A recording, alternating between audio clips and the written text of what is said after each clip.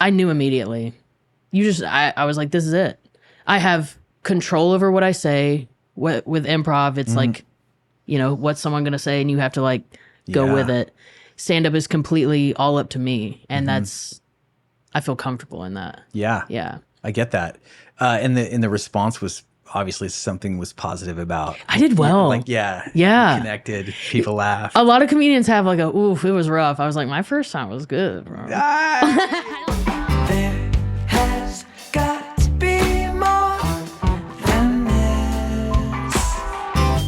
Amber Autry. Hi. It's great to see you. Thank you so much for coming all this way to talk with us for a bit. Truly my pleasure. I should open this little convo by saying I went to your sold out show last night at Zanie's, and it was such a riot. Yeah, you had fun. I was also, I had so much fun, and I was impressed, and I also learned some things, and I also was so proud of you without having any right to be. No, I love that. It's never spoken until right now, but I'm thank you. She's fucking killing it up there. Thank you so much. Yeah. Thank you for saying that. It's an interesting thing. A lot of people are not saying I'm proud of you, or they're apologizing for it lately. I don't know where that came from, but it's like they're like apologizing for being proud. Yeah. And maybe I have a hypothesis, which is that like there's something about being proud of you that sort of like assumes, I don't know, ownership or something, or like it's fatherly, or dare I say patriarchal, or I don't know. My dad said, so maybe I'm like, I love it. I'm like, give me all the I'm proud of you. Give me all the I'm proud. Be proud of me. I just don't, unless I think you can tell a person's intention, and I never get no matter what they say, you can tell a person's intention. So I think that I'm proud of you. You don't get the condescending vibes. Right. Yeah. Yeah. And also now I think about it for myself, I love it when somebody says they're proud of me. Because you're just like, I did good. And as creative people, I feel like there's something about us that just wants to be liked, be approved of. Totally. I don't know if is that admitting weakness or something, but I think it's not at universal all. to the pursuit. Yes. So I'm proud of you. Thank you. And I'm a fan, and I just want to, this is also a caveat, potentially I could be the least funny person you talk to. That's not true. So let's consider that possibility and move forward anyway. And I wonder, well, you're the first comedian I've ever talked to too. Oh, let's go. But one of these things that I think that we already have in common is like, you're an independent creative, and you're like, you were just saying a second ago, we were talking about you being on the road, and you're just, if we meet in another city, you're going to try to get me to come to your show. 100%. And I can relate to that. And so I don't know, maybe we just talk, I want to talk about that, but I also just want to talk about like, how did you get involved in comedy? Did you see it and want to do it? Were you just always the funny kid at school and in the family? Yes. I used to put on shows for my family and charge a quarter in the living room. Always the hustler. Oh, I yeah. I didn't even pay rent there. And I'm like, the show costs money. You can't come to your own living room for free, dude.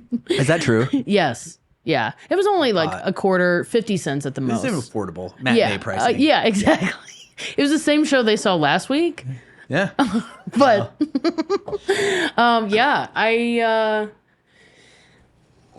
I always loved making people laugh, and knew that I wanted to be an actor, do comedy. I always wanted to move to Chicago. Before I'd even lived there, I'm like, I'm going to Chicago.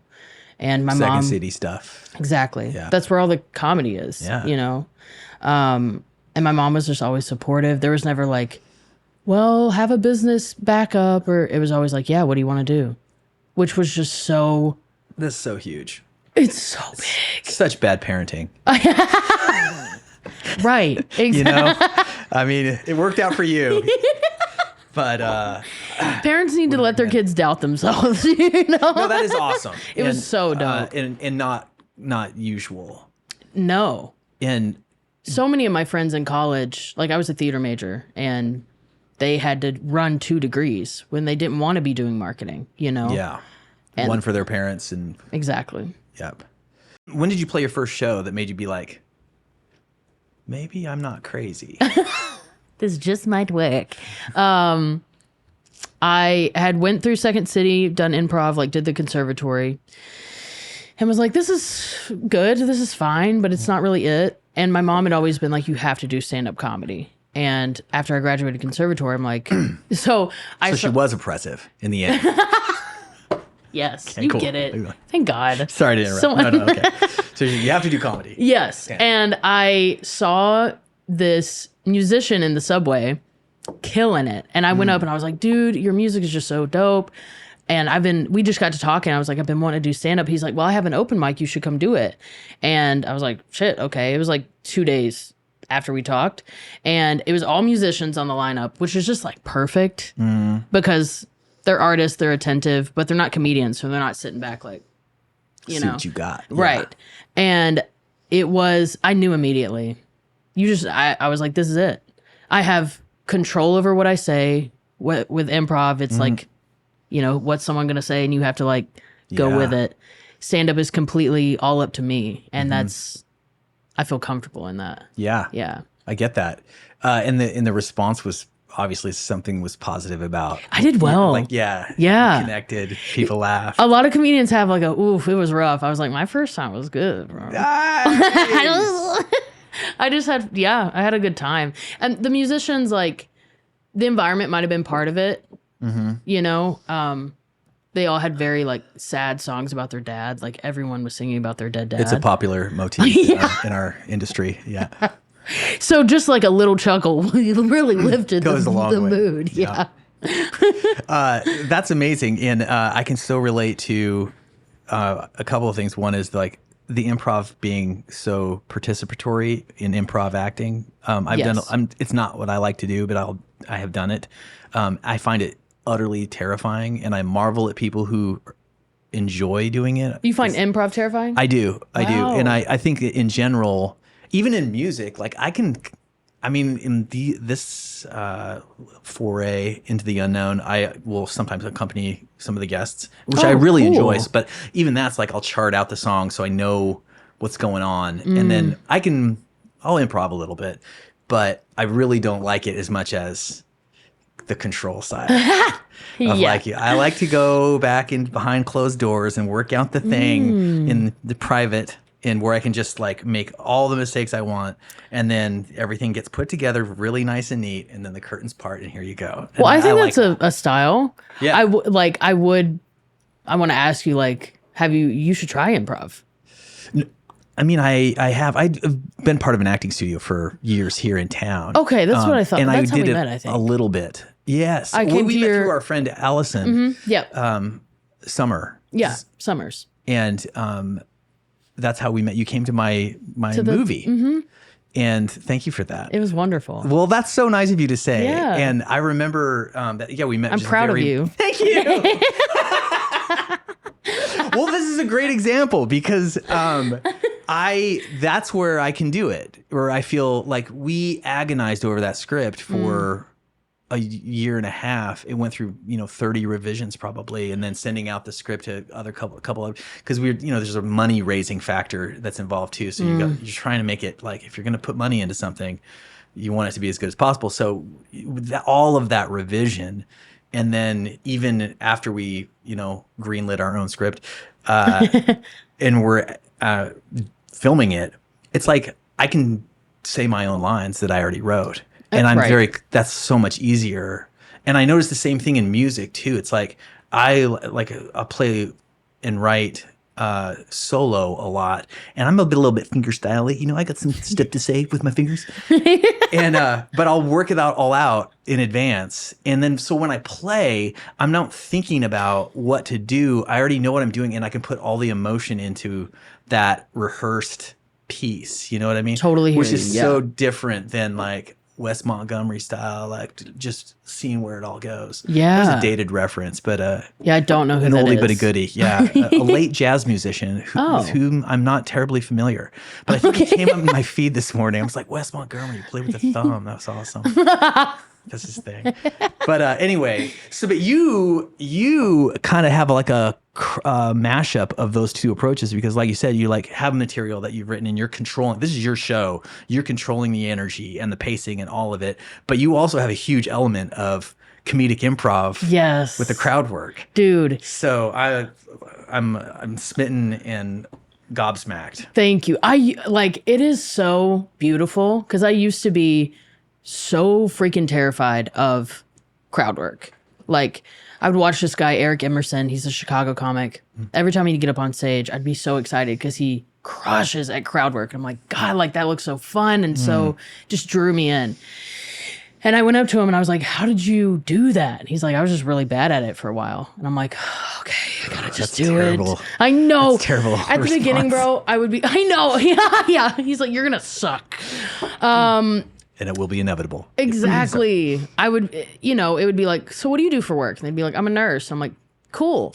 So anyway, dating's weird. It was those uncomfortable, like, oh, I want this. But then another comic, I can't remember who it was, gave me advice that was when you ask someone a question, actually listen to what they're saying. Like, have a conversation with them. Don't just try to be funny. The funny will come because you're funny. Like, and that really just like opened up a whole new, I'm like, I can just talk to these people because I love people and they're going to say something weird, like the guy last night or the lady who dated the morgue guy. Yes! What was that about? That was so crazy. She wanted to be a mortician and she was with a guy.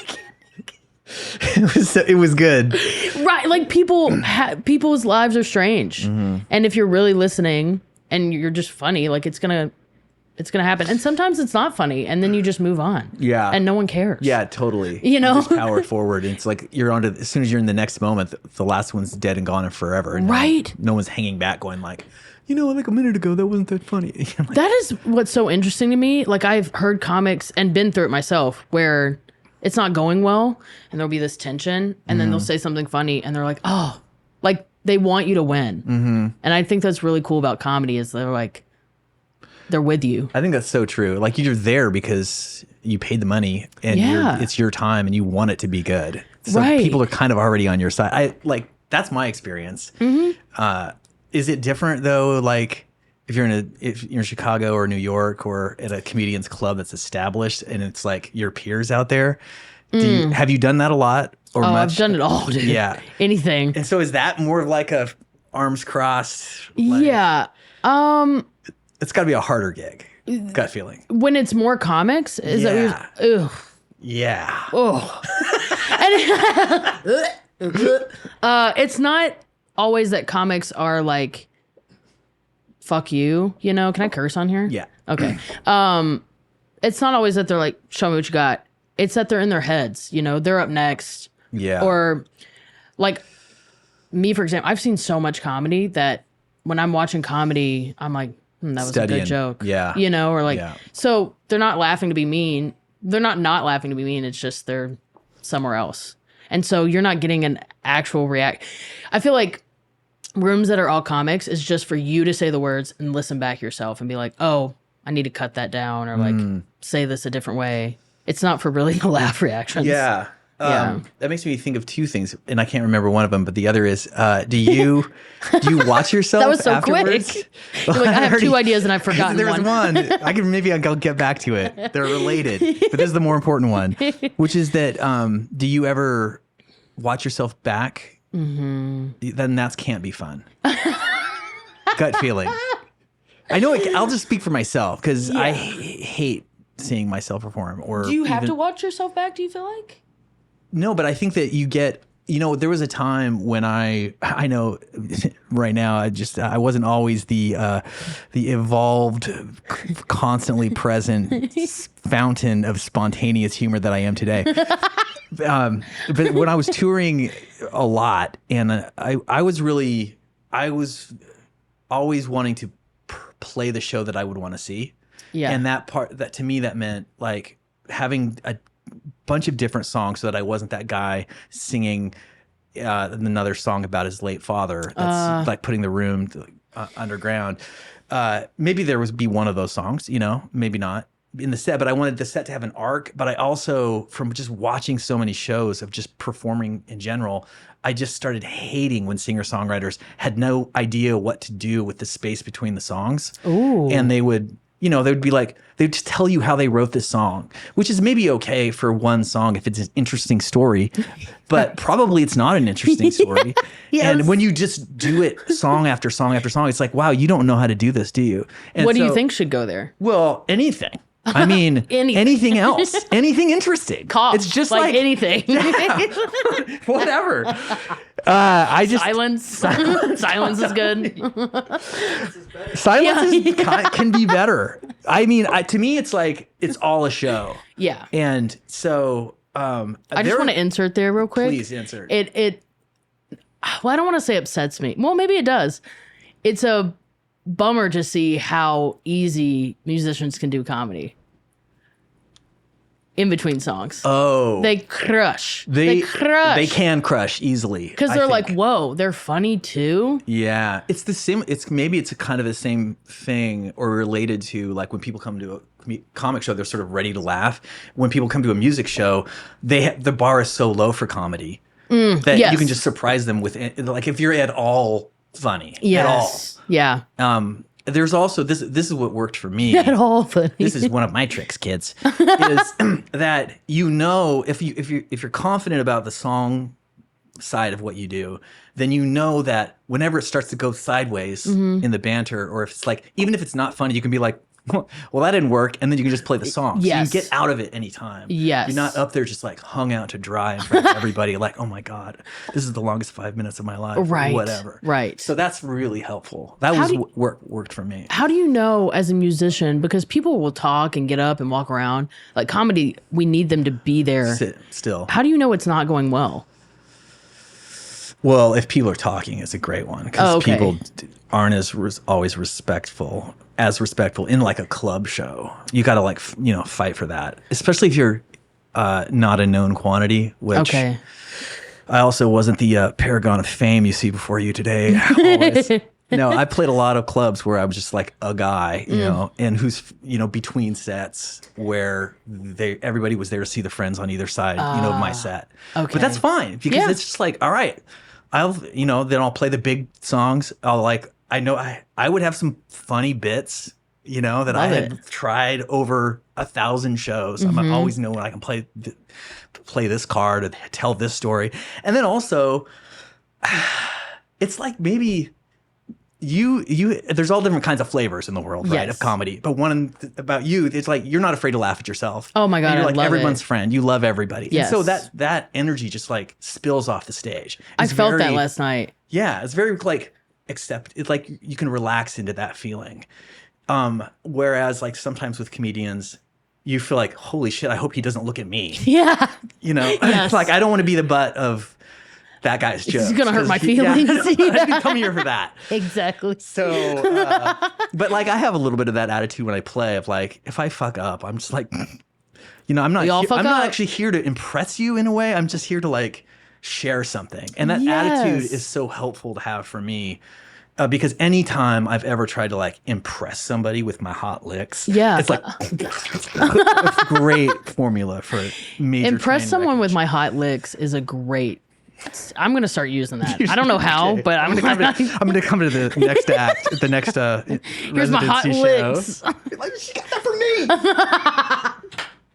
I honestly love that viewpoint of like I'm just trying to share something. I'm not trying to impress, because that is so it. Like before my show, I was so nervous. I had family in town, and it's always like an extra. My fiance is like, they're family, they love you, and I'm like, it's extra pressure. Totally. Because you're like, me, but there's a stage me too that I'm like, I hope you like them. It's like, stage you it's not you. Right. It's a part of me. Version of you. Yeah. Yes. Right. That I'm not always around you guys, so I'm like, are you going to judge me harder? Because you're like, that story's not true. Or, but all yesterday I was like, you can't mess this up. And I just kept repeating that mantra of like, you can't mess this up. And it just calmed me down because it's like, you really can't mess it up. It's like such good things to share. Yeah. That makes me feel a lot of hope and just like, okay. Yeah. It makes you feel okay. You can't mess this up. We've been given such a gift. Like we are talented, and it is a fact, just because it is. And then also on top of that, in my experience, I sold out a show. I have people coming to see me like, you've got some serious validation. Right. Like, and it's like not all in your head. Yeah. Yeah. And like sharing your art, you can't mess it up because it's like humans are so freaking beautiful, dude. And when we do stuff like that, it's like, I'm always rooting for people. Totally. When they share their art, even if it's not for me, I'm like, fuck yeah. I mean, that's what this whole podcast is so about, that because it's just like, I'm such a fan of talent. I like my own, other people's. Like my whole life, I've just wanted to be around people that just sparkled and glowed. And, you know, like nothing makes me happier than seeing somebody on a stage doing what they were clearly put on earth to do. You know, it just like makes life okay. And I love like that. Anybody who's like, it makes me emotional. Like anybody who's brave enough to step into that place and try something, I'm just like, fuck yeah. Even if they fall flat on their face, I'll just be like, I fucking love you so much. Like, thank you for taking that huge ass swing in front of all of us. Yes. Oh I feel my body, I feel like inside right now because I feel that exact thing. Because we've overcome so many internal things and external things. Everybody has to get to that point to be on a stage or to share anything with anyone. Totally. I had no idea this was going to go this way. Oh my God. I can think of like times when I've also, if you've ever humiliated yourself and survived. Yes. That is extremely helpful for the next time that you humiliate yourself. Jesus. Because you can be like, oh yeah, this is happening again. Yeah. And I survived it last time. So it was fine. true. Like this one time I was at, I used to live in Seattle. This is a long time ago, like 20 years ago. And there's a festival, long running festival there called Bumbershoot. And it's like music and film and art installations, and there was a little bit of a book component to it or something. And so I was at this thing, and I'm a fan of like everything, but one of those things is like music histories. Oh, nice. And there was this guy doing this talk, and he took questions and it was a huge theater, like it's packed out with my peers. And I stood up and I raised my hand. I started asking him my question, and I can see as I'm talking to him that he's just like not having any idea of what I'm talking about. And I say this guy's name was Bruce. And I get to the end of my statement. And he's like, I didn't write that book. Shut up. I think that you're thinking of my colleague Neil Paget's.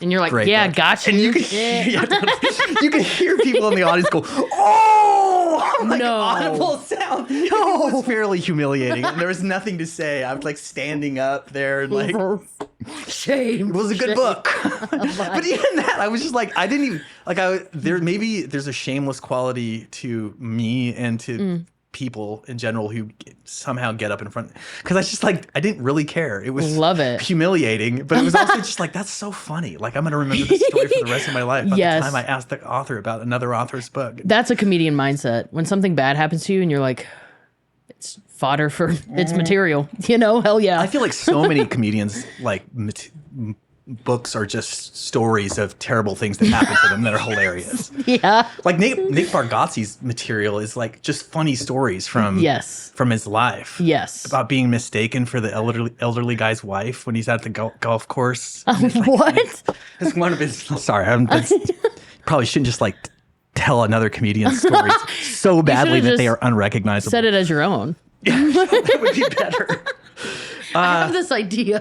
Well, maybe this is a good segue for like, do you have comics that you super admire? Oh, for sure. I'm sure you do, but like any that you want to riff on, or? I mean, my favorite of all time forever is Jim Carrey. Forever.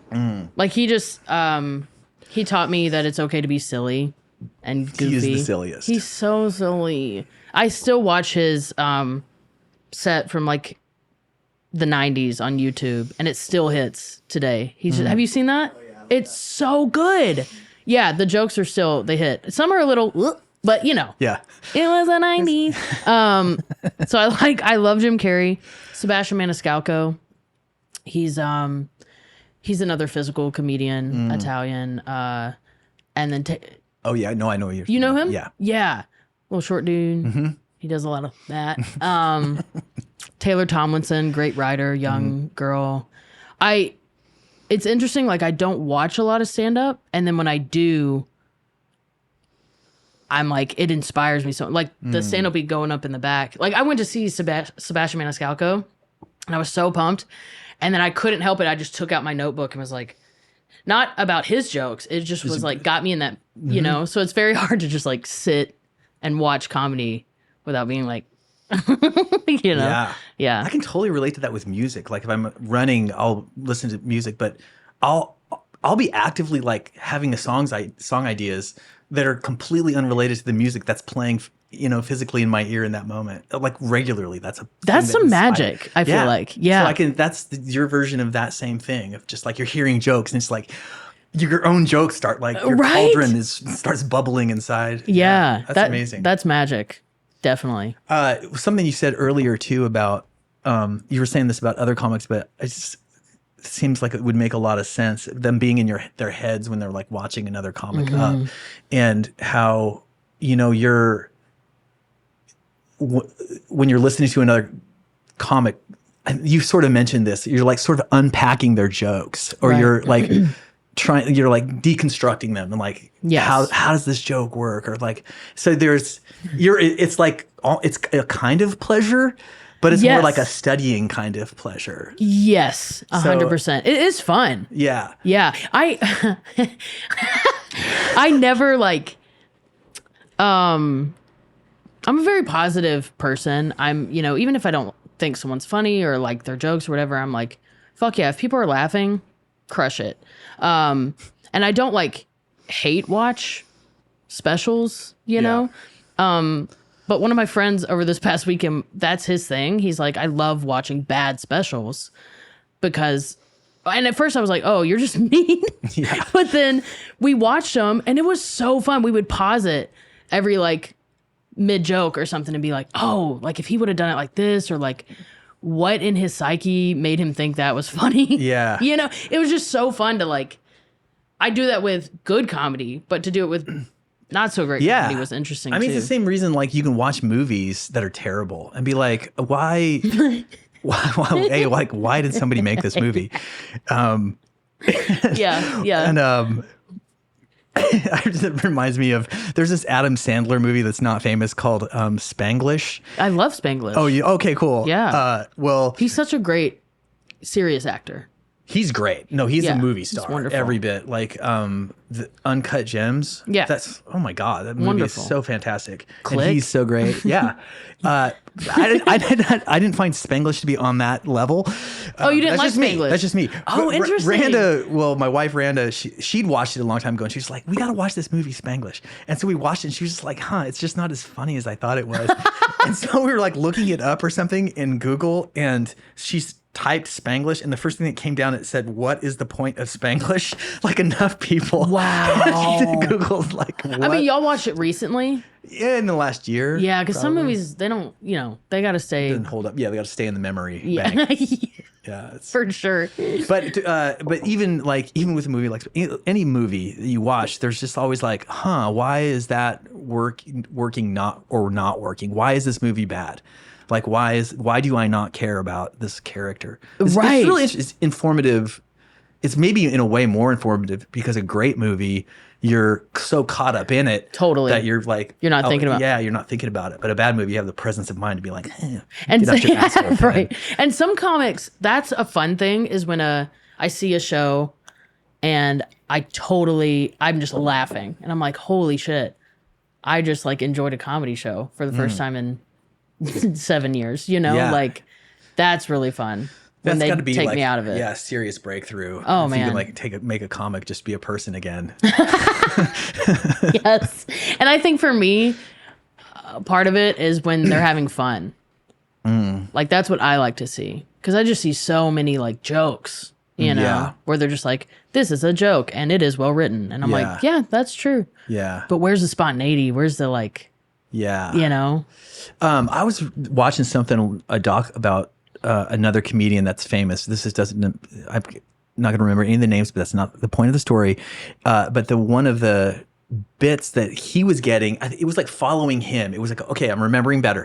It was a huge French comedian, and he was trying to cross over to the States and get famous. Yeah. And so it was like following his journey through his sets in like the New York scene and stuff, and the feedback that he was getting. And I thought, oh, that's a really great point. And one of the comments of like one of the old guys, he was like, yeah, you're funny. You know how to tell jokes. You're like great with the crowd. But it's like, we don't see any of your personality. Like, who are you? Yes. Like, show us who you are. And Yes. that's like that next step of like, it's cool to tell jokes, and that's huge and laudable and difficult to do.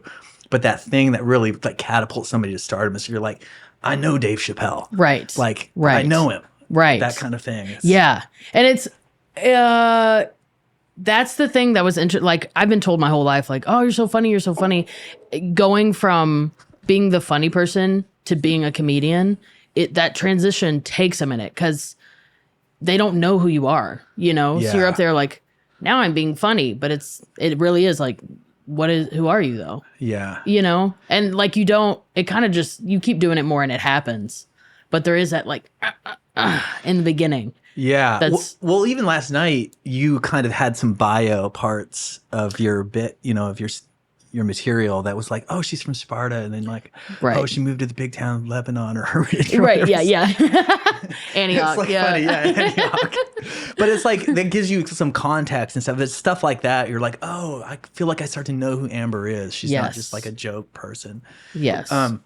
How do you? This is a non sequitur. How do you deal with a constant obligation to self-promote and put butts in seats at clubs and like, because you're great on social media, and that's part of the reasons why I follow you and enjoy you, and it's just like a bright spot of the day. Oh, thank you. Yeah. And how do you approach that? Is it like, well, how do you approach that? Is it something you do every day or several times a week, or do you like think of okay, I've got to think of something funny to say, or right? Do you enjoy doing posts on social media? Now I do.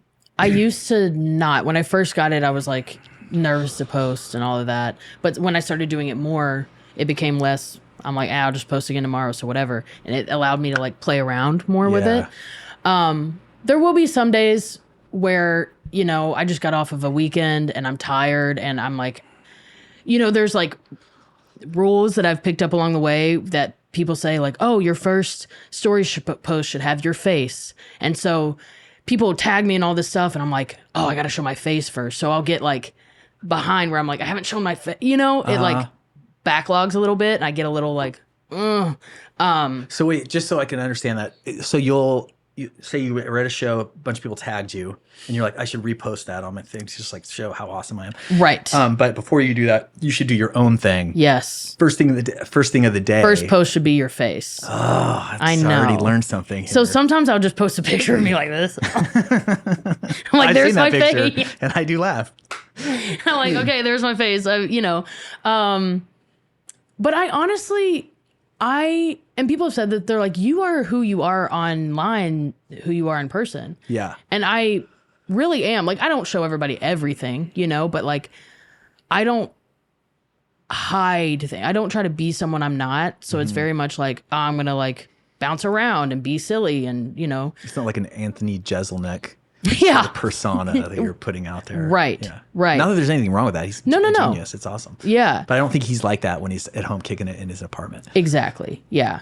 I do, as far as like marketing and promotion, after every show that I'm on anywhere, I go out to the crowd. I have a QR code for my text and email list, and I consider that part of the job. Yeah. So like if the show's an hour, there's an extra hour on the end to get people. An hour, a whole hour. Oh yeah, because people are trailing out. They want to talk, you know, like, and that has been like so huge in, I mean, selling out Zanie's 3 times and like getting any kind of a following anywhere. Because I'll tour with other people and I'll make sure, like, if I'm going to be in Arkansas, I'm going to get these people on my text list. And like some comics will be like, they used to make fun of me. They're like, oh, there's Amber getting her little text list. And now those same comics are being back and being like, hey, I got a text list. I'm like, oh, that's crazy. Yeah, neat, yeah. But you know, it's sometimes I'm tired or I feel like I didn't have a good set and I'm like, oh, I don't want to face people right now. But to me, it's just part of the It's a job. Yeah. Yeah. That's that small business. I mean, you're running a business. Truly. And like the more you can understand that, I feel like maybe back in the day when there wasn't this technology and the obligation to like have to be your own freaking promoter, Yeah, isn't you that could just be wild? like more of a pure comic or what, or a Right. pure musician or a pure artist. But now it's like we're all Pure is an interesting word. yeah, maybe pure is a That's a scary word. Specialized. Yeah, totally. A pure. Pure. I'm sorry, sir. I'm a pure musician. It's purely music over here. Yeah, that's a weird word. Little used these days. Rarely applies. I come from a Christian background too. So Yeah. you start throwing pure around. I'm like, oh no. Purity rings. Yeah, totally. exactly. How did you square? I can hang with this subject as one myself. I come from a long line of pastors, preachers. Oh, really? Yeah, my dad wasn't. He was actually a mortician. No, he wasn't. True. So I could Wow. really relate to that person. I was like, oh, the person last night that wanted to date the morgue specialist. I'm like, they're good men, ma'am. You'll be all right. That's sweet. But my grandpa was a preacher and my little brother's a preacher.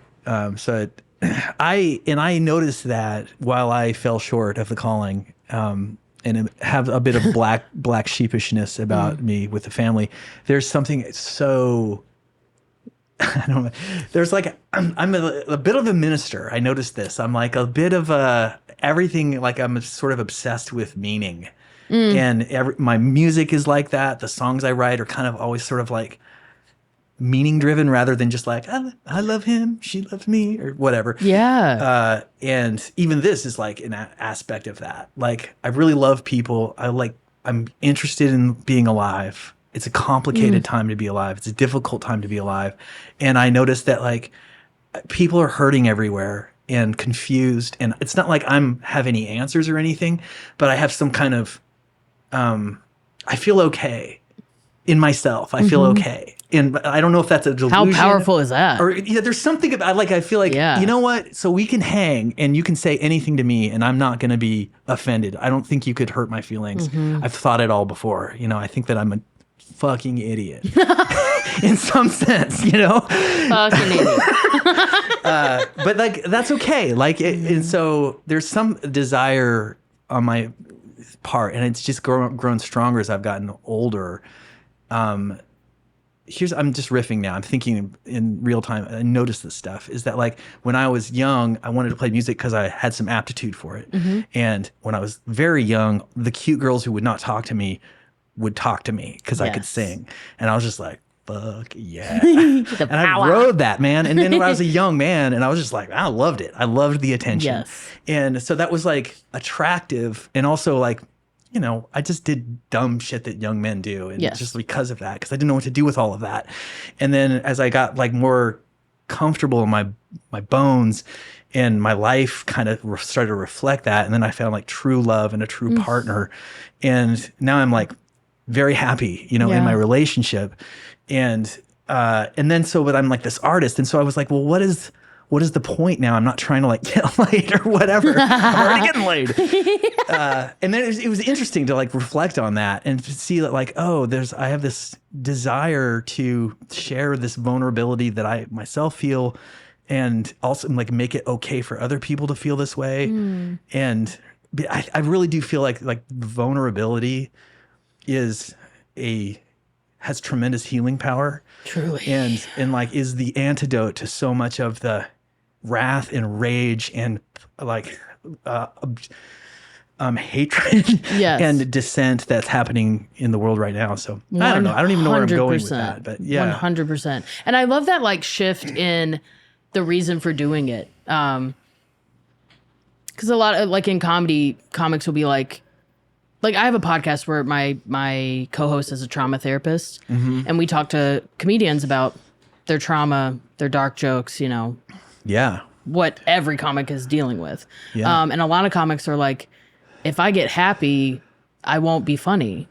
And I'm like, no, you'll be funnier because you'll be past all that. Like you'll be healed from whatever's making you so sad. And then comedy will still be there. It's a gift. Like I don't, unless you do just wake up and be like, I don't want to do this anymore. That's fine too. But Sure. you can grow as a human and still do your art. It's a totally understandable fear, though, to think Yeah. that like this comes out of such pain or such insecurity or whatever, fill in the blank, the thing that's negative that seems to drive what you do. So that like, well, in absence of that, I won't have a need to do it. And I'll just suddenly turn into all of those normal fucking well-adjusted Right. people that I Right. don't want to be.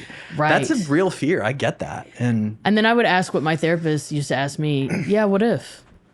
yeah. I know. I know. Oh, she used to kill me with that shit. I'm like, before we start this meeting, don't say that what if shit. Yeah, but true. Like, what if? Yeah. And then you have to find out it explore works that. out. Yeah. You know, I was going to ask you, now you've answered it I would because you're never like, stop doing comedy. I mean, you're so funny and you're so well adjusted and you've been like, I just feel like I know you because of the social media stuff and you're engaged now. Congratulations. thank you. You have real love. I do. Yeah. And that's so you're a living example of the fact that, I mean, you still got your shit. You always will. Oh, yeah. But you're not like drawing on this deep, bottomless abyss Yes, to find dude. this material. Yes. Yes. That's Very freeing. I like, and I've said this before, but there was a time when I was either like, I have to quit comedy or I have to find a therapist because the way that I treat myself after shows is going to make me quit comedy. Like this muck that I'm in is going to make me lose what I love. So I have to choose. And I went to therapy, did like exposure therapy, all of this. And like, What's exposure therapy? in this case, it was, so my issue was after every single set, I would just beat the shit out of myself mentally, call my mom or Alex, my fiance, and be like, reassure me. I was reassurance seeking. And this exposure therapy, she had me go to a show, and no matter how it went, I had to stay. I could not leave. I had to wait for the show to be over. And I couldn't text them. And they knew that. I had told them before, like, this is me reassurance seeking. I need you to be like, I'm here for you, but I know you're reassurance seeking. You can do it yourself. So I had to reassure myself. And I would do that mentally, or I would text myself on Facebook Messenger and be like, fuck, dude, I fucking bombed. I'm so mad at myself. And then I found another part of myself being like, honey, you didn't bomb. You know, like she just came in like so sweet and gentle and like wise. That's really an amazing exercise. It was. I So, like, still do would it. Would you literally text yourself? I would then Facebook text- message Yeah. myself because it's like you could just do it back and back. Oh my you God, know? that's so amazing. I never even thought of that. So cool to see a higher part of yourself come in with such ease. Because there's the part of me that is feeling not good enough is a younger self or, you know, a teenage self. There's parts of you, right? So like my higher self or my now self so easily slips in like, babe, Yeah. you're overthinking, you know? Yeah. And I'm like, oh, I'm like, whoa, I can be there for myself. How long realize. did you have to do that before it really kind of took? You started believing it and you started needing it less. I would say maybe a month, maybe Yeah. a little over a month. And I'll still do it today if I had a really hard time, but the texts are shorter. Like before I'd be back and forth and back and forth. But now I'll be like, oh, I feel like, and my other self will be like, you're good, girl. And then I'm like, oh, you're right. Like I just know it more, you know?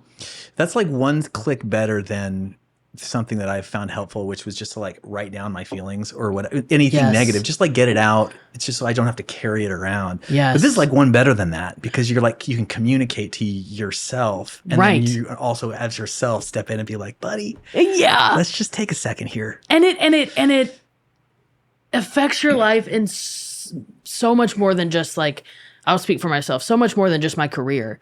Like that was me learning to trust myself. Like it wasn't until going through therapy and recently that I knew what reparenting meant and how it's really active. Like the image of like my little self tugging on my shirt in moments when I'm like anxious or sad or depressed or like worrying, and just a little kid like tugging, being like, are we safe? And me physically having to be like, we're safe, or closing my eyes, picturing that little self and being like, we're safe. What are you scared of? Like, it's such a relationship that I didn't realize until recently is like not just a saying, it's like a work, you know?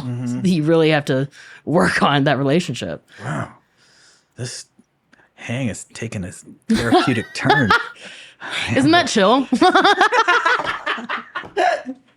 Gosh. That's when people are like, do you have kids? I'm like, yeah, I definitely have one. Yeah. That's great. You know, like, yeah, it's a lot. So you have a good relationship with your family and stuff? I love my mom Yeah. a lot. We're close. My dad has passed away. I'm sorry. Thank you. So we do have a good relationship. It's like, I mean, there's like, nothing's perfect, you know? Sure. I think like my dad passed young, so I was like obsessed with my mom. She was my everything. And no one's perfect, so I had to kind of like bring her off a pedestal over the years and be like, oh, she's just a human. But I do love her. She's wonderful. She's a great mom. And Do you have siblings or anything? I have a sister. Okay. And we've grown closer. Like she has a different dad. She lived with him. But definitely grown closer over the years. As you get older, you know, you're just like, oh, we the can bullshit connect a little falls more. away a little bit more, Yeah, yeah. totally. Yeah. I Yeah. love my family. Yeah, that's great. I mean, it's so crucial, especially when the vicissitudes of the business, I imagine. That was a cool word. Yeah, sorry, I try not to do this. Like, I'm fucking obsessed with words. I'm I like love a big that. reader nerd, and I try to like. My wife makes fun of me all the time because especially if I get emotional, I'll start dropping these stupid ass big words. I'm like, what am I I doing? love that you're keeping them alive. Yeah, vicissitudes. There's a place in my heart for the word vicissitudes, folks, and there it is. The ups and downs of the career thing it's brutal. Yes, It's brutal Yes, to try to push yourself forward through life and like with art and like just fucking inventing it a day at a time, which is what you're doing.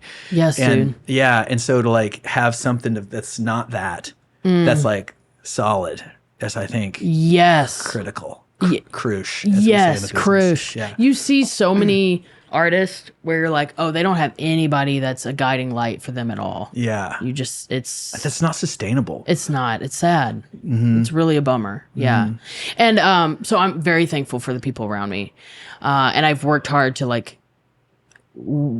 keep close the ones that lift me up and I lift them up and weed out the ones that are, you know, as you grow spiritually, mentally, age-wise, whatever, not everybody's going to come with you. Yeah. You know, and you're like, oh, we're just going in different paths. Yeah. And that's such a great boundary to set of like, oh, okay, we're not talk every day or hang out friends. Yeah, you know, it's one of the things about like when you're young, you don't realize that like as life changes, your relationships they just do change because your priorities change and other people's priorities change. Right. And that's kind of painful when you're young and you're like, I thought we were friends forever. Truly. I thought this band, like my first band out of college, I was just like, it was so heartbreaking when it couldn't work anymore. And I was just like, I'd put so much energy into it. And it's like, oh yeah, that's like people just wanted to have, you know, they wanted to marry their girlfriends. They didn't want to just like live in a van for the next 10 years or whatever it took. The idiots. yeah.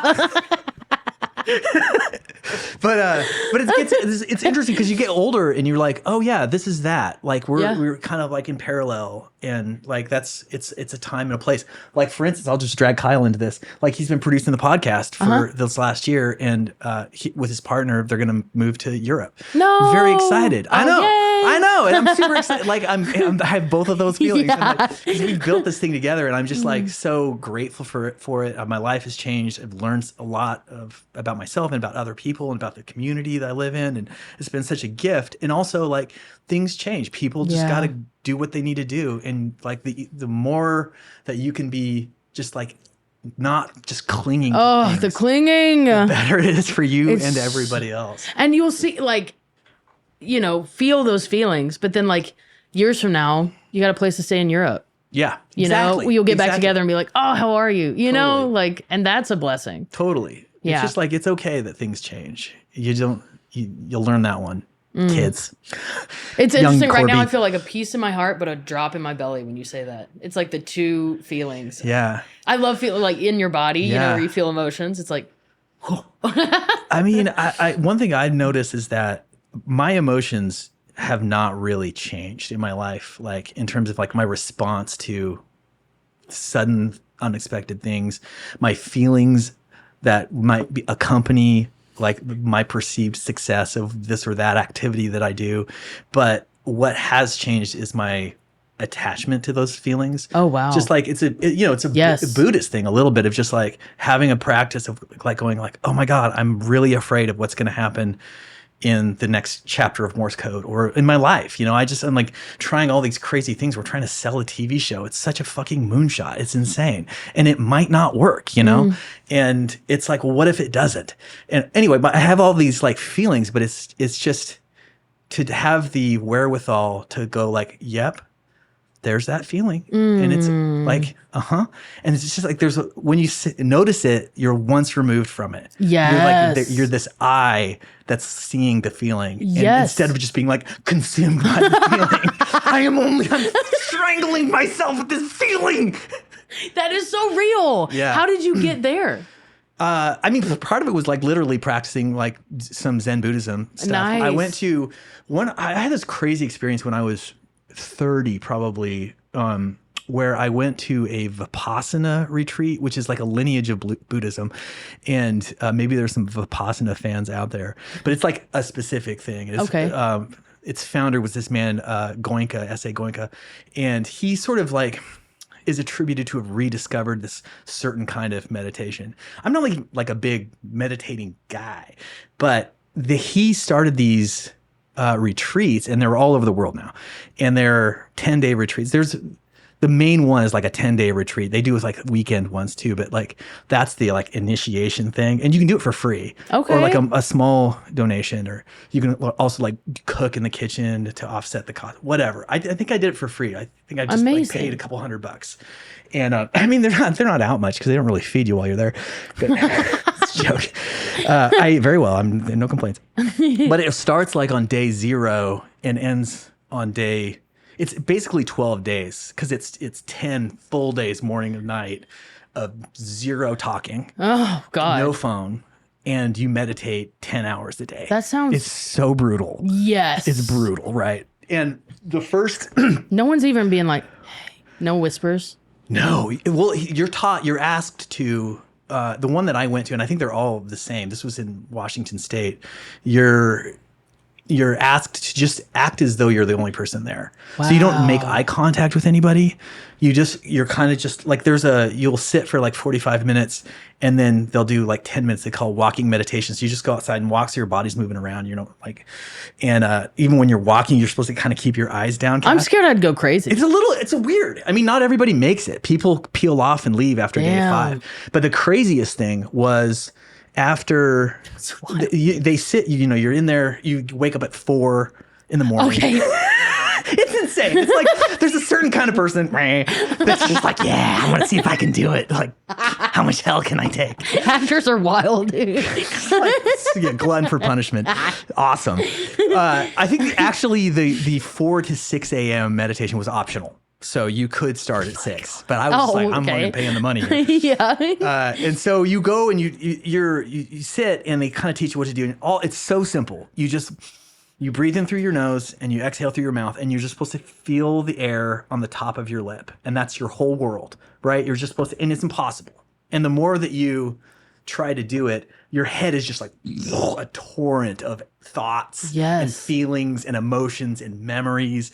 And oh my God, I'm going to cry right now. I think I meditated for like about 1 second for all of that 10 days, probably literally. And the rest of the time I was just like so in my head, but you're still sitting there, and you're, going through the motions is basically the best that one such as I could hope to accomplish. But by the day 3 or 4, they're like for those first 3 days, you could adjust yourself because it's very uncomfortable, and you're sitting for 45 to 60 minutes at a time. So you could understandably just like resettle yourself. And so people would, and you could kind of hear it constantly in the hall. And but day 4, the teacher was like, all right, fun's over. And I was like, wait, that was not fun. And they're like, now we're really going to do it. This is the real Vipassana. I'm like, what? I thought this was. And it's like, okay, now it's going to start to hurt. And as your body starts to be in pain, don't move. Just notice it. Just notice it and see what happens. And so like hits, and 10 minutes in, I'm like, oh my God, my shoulder hurts. And then 11 minutes in, I'm like, I cannot even. And then something kind of weird happens. And you're just like, yeah, there's my shoulder. It just really hurts. And it's not like the pain went away. Wow. But it was just pain is all it was. It wasn't consuming. What was so weird is that after a while, then it would just go away of its own. And then all of a sudden you're like, wow, my hip has never hurt. So it was just all this pain. And it's really like, it's there's theories behind it. It's like karmic energy burning in your body, like in your channels and like it's stored up stuff that you're cooking through as you just like accept it. It's just fucking, man, it makes me emotional to think about it. Yes. It's just like accepting your physical pain, and it doesn't go away. And then it kind of does after you just like burn it, and it just moves throughout your body. Anyway, I just remember that first meditation at the end of it, like the chime goes off and I just like sobbed in my spot.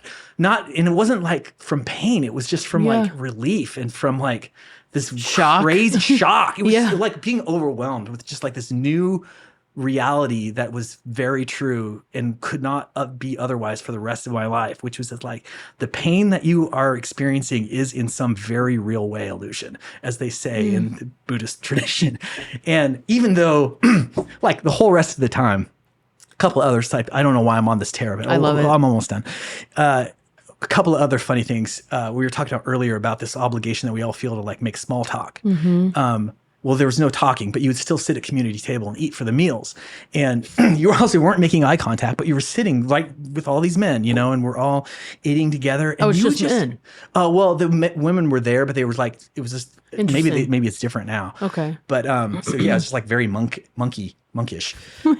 But you're sitting there and then like, you're not having to talk with these guys. And there was something so awesome about like that removal of obligation. We all agreed that these were the rules we're going to play by now. And in that was like this crazy freedom to just be.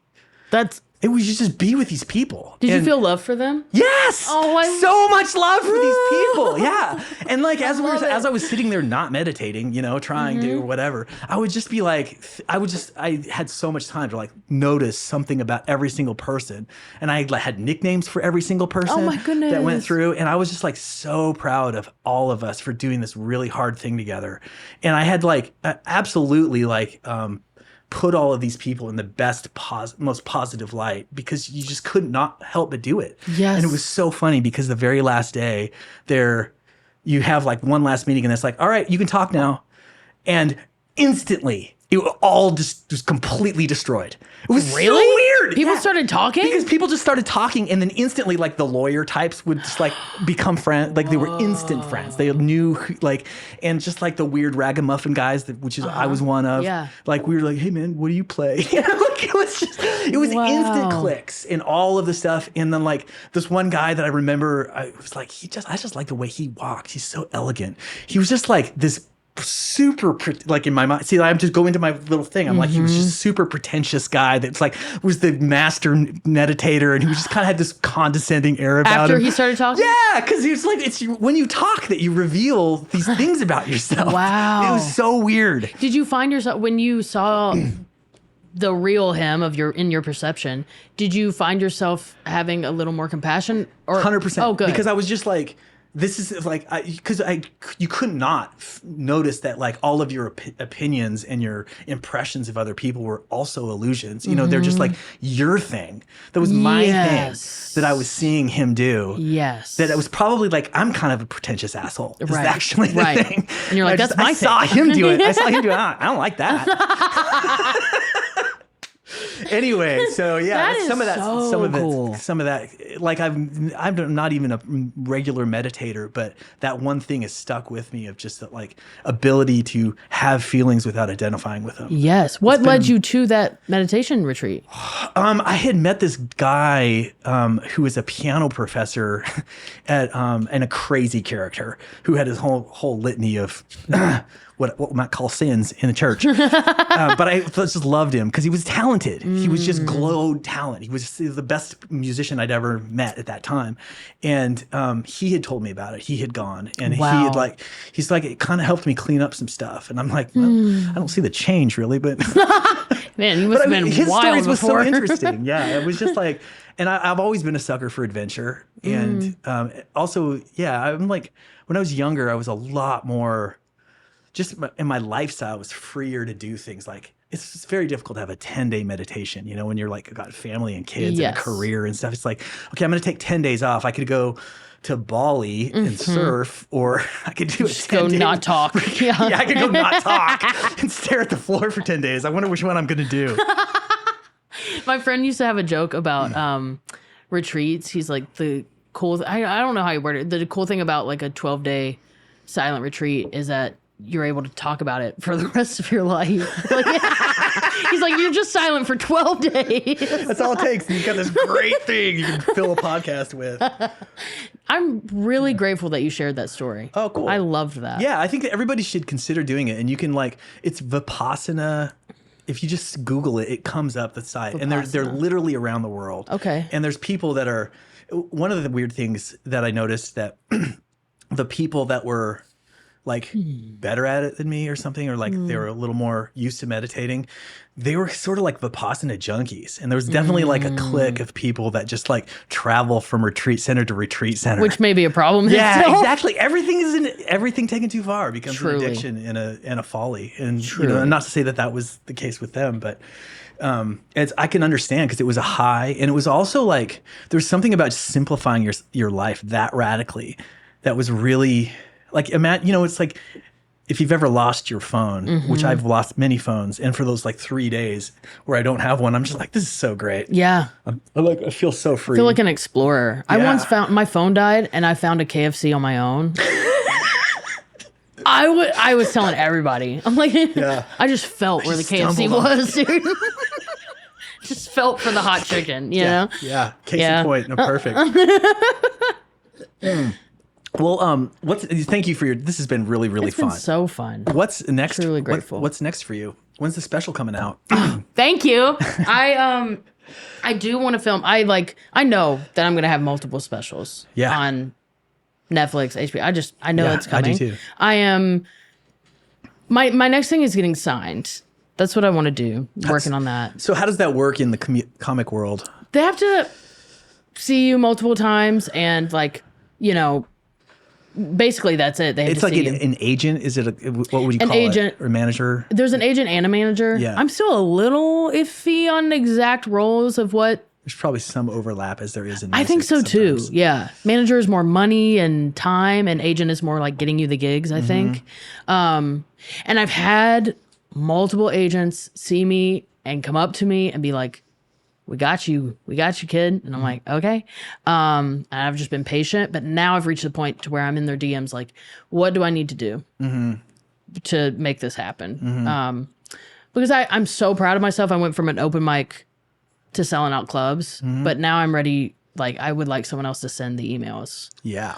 No, I totally can relate. And how long has that trajectory taken? I've been doing stand-up for 7 years. Yeah. So not that's long. fucking fast. Right? Yeah. Yeah. And I think being a theater kid helped a lot. I wasn't scared of the stage, you know, so, and most people have to get over that fear.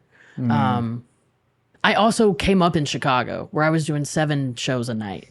So I got a lot of practice quick and was like really dedicated to getting that practice in. So you would get signed to a manager who have like a roster of comics, and then you'd be in his like or agent. Yes. And then you would get to like, it's I imagine very similar to music, where he would put you as the opening act for his big guy. Oh, or interesting. Girl, and that would be, you'd book tours as the opener, and then you get to play for that guy's crowds. It's different for comedy. Okay. So like, I'm already the opener. Like I got hooked up, obviously not by myself. There was help, but I do tour with people with an agent or a manager. They're more booking you headlining gigs. So like I'm headlining clubs myself, but their emails get answered faster. Yeah. You know, and they have more access to auditions because I want to act. I miss acting, you know. Auditions, more clubs that I don't know the emails to, auditions for Netflix, or, you know, they just have more access. Yeah. Yeah.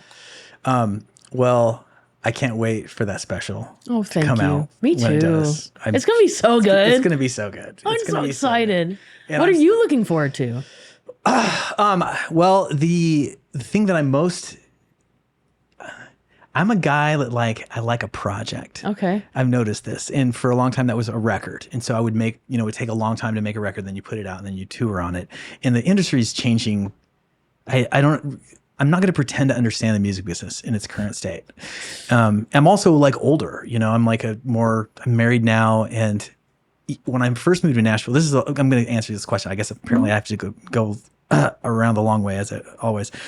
When I first moved to town, my goal was to I just want to know what it's like to be sick of touring. Because all I wanted to do was play live shows. Oh, I love that. Yeah. And I did. And like you, I pretty much booked myself. At times I would have agents, but I was just man, I didn't like the uncertainty of trusting a person to do what they said that they were going to do when I knew that I could do it myself. Yes. It's if I do it, it's annoying because it's going to take longer, but I will at least know it's done. Yes. And I like being the point of, I still am like that. I like being the communication person. I just like to know what's going on. Totally. And I like to also, as a way of doing business, I just like to be easy to work with. I've been on both sides of so many transactions that I'm just it's so annoying when somebody makes it hard for you to help them, or they don't help themselves, or they expect a handout, or they expect to be catered to, or whatever. And so I liked to do that. And then at some point I was like, oh, wow, I've reached my goal. I am now no longer interested in going to Europe. I mean, I will. That's awesome. but it was just you start to see so many things. It starts to become the same thing a little bit wherever you're at, even for me. And I also noticed that the people whose careers that I would maybe at a time envied or would put as goals, and in some cases that's still true. There's this artist Lyle Lovett. I would still like to have his career. He just kind of plays. He's advanced in years now, but and he's had a legendary career. But he is an actor, but he was just a songwriter, and also just a personality. He dated Julia Roberts for a minute. That was his crazy claim to fame. I know. You know what I'm talking about? Yeah. Anyway, that's Lyle Lovett, but. I just noticed that my friends who were playing in bigger rooms, or even colleagues or enemies, they just had the same lifestyle, and they were in their 40s, and they didn't really want to be doing it. Really, it was it's really fun when you're in your 20s, but on some level, it's all the same kind of work. It's the same thing. You're maybe getting in a van or a tour bus, but you're still not ever home. You're still in a selling car, tickets, hustling tickets in bigger rooms. There's more now you're employing more people. Yes, that's kind of sucks. And you also got to make it look effortless. Right. People don't want to see you sweat. They just want to think that you just wake up and you look great all the time, and you're just the song just fell out in 4 minutes. Here it is. And I was just I didn't want to. I saw where it was all going, and it was always more of the same thing. And I had done it for so long, and I was I loved it. Great. Now what else is there? And that's when I got into acting. And then through acting, I just had a weird experience where I was cast in a thing very early on in my acting career in somebody else's music video. And I met this little kid, and she and I just hit it off. You just, as you know, on set, you're just sometimes you're just waiting for hours to do whatever you're supposed to do. And that was our situation. I just hit it off with this kid. She was just such a spitfire, and it was just funny, and we had great chemistry. And I thought, and I have a background in writing. That's really what I am, is a personality. I just that's the little corner desk in my office here is where I spend my first 4 hours of every day. And that's my most important time over there. It's Wait, what do you do over there? I write. I'm working on just a novel free right now. Well, I'm writing a novel right now. That's I have a word count. I'm just hitting it. I have this novel I've been working on that I'll have my first draft done in October. That's neither here nor there. That's kind of that's fucking cool. Well, that's what I'm nonfiction. Thanks. No, it's fiction. Yeah, it's a fiction. Oh, sorry. It's based on. It's based on this experience I had going to a snake handling church in West Virginia when I was a younger man, and but it's not. It's a character, and it's about a murderer, and it's also about the importance of not being too sure of yourself in whatever it is that you think you are to be true. Yeah, I can't wait to read that. It's been really, I just that's what I love doing. I love inventing a world with words, and hence the vicissitudes and whatever this stuff. I just love words, and I love classic novels and blah, blah, blah. Anyway, I met this kid, and as a fun exercise, and I just started acting, and I was like, I kind of like doing it, and I didn't take it too seriously, and that made it so fun. Like I take music so seriously, I take writing so seriously, and so I just wrote this scene with me and this little kid, and that was the beginning of Morse code. Whoa! And I just started. I wrote the scene and we rehearsed it, and it was fun. And I was like, let's produce it. And so I found a location and filled out the cast it, and ended up directing the first episode because the director didn't show up. And, Typical. And then I did all the editing and stuff like on the technical backend side. And it was like cool. Like I fucking loved the experience of collaborating that happens with film, because it's just like with writing, it's just you. And I love that actually, because I can trust whatever. It's just like, it's a war. It's an internal war against yourself. Yeah. And it's like, there's nobody standing in your way. It's very cheap to write. It's so cheap, except for the time. And with collaboration, with film, it's just like, everyone's doing their own part, and it's like our thing. And after like touring for 20 years, it's just like, I like that a lot. And so that led one thing into another. And I made a couple of iterations of this. This is where I'm getting, okay.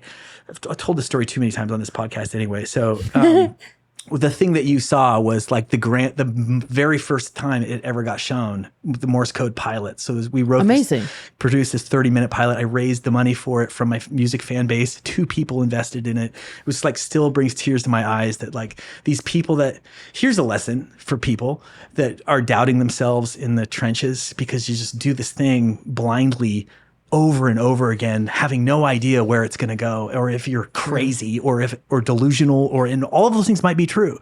But you can't know just because somebody doesn't come up to you at the end of the show that you meant something to them, and what you did might have saved their lives or given them something that was truly valuable to them.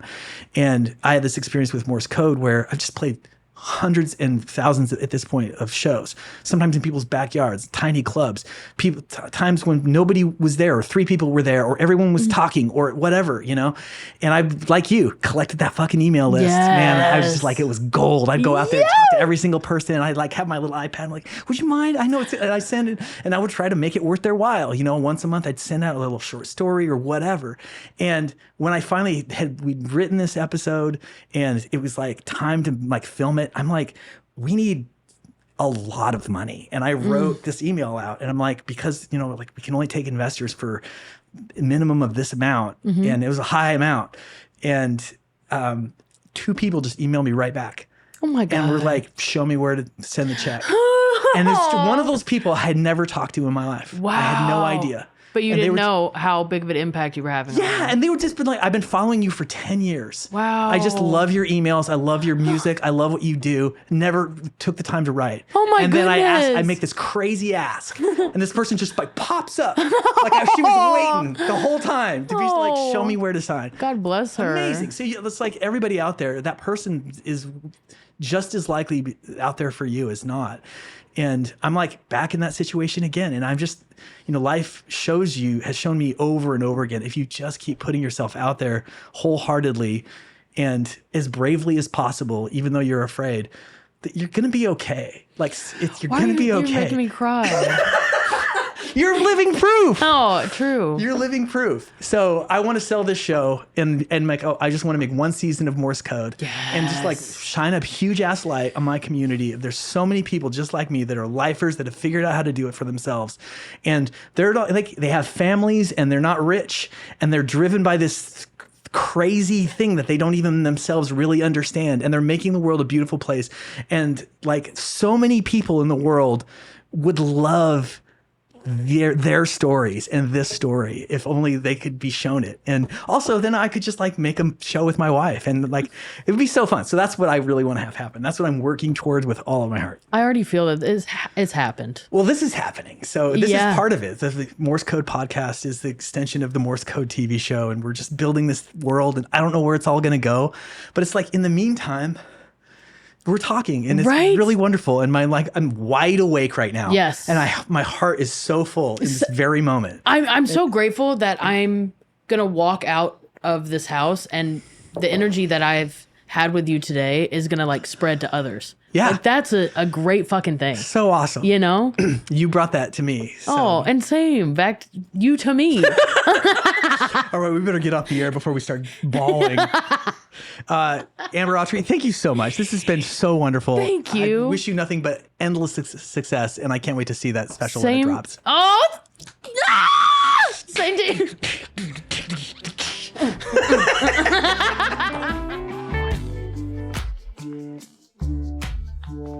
Hey, thanks for watching. Go ahead and click here to like and subscribe. You can click right there to watch another video, or click here to watch a playlist featuring songs of the Morse Code podcast. Okay, thank you very much.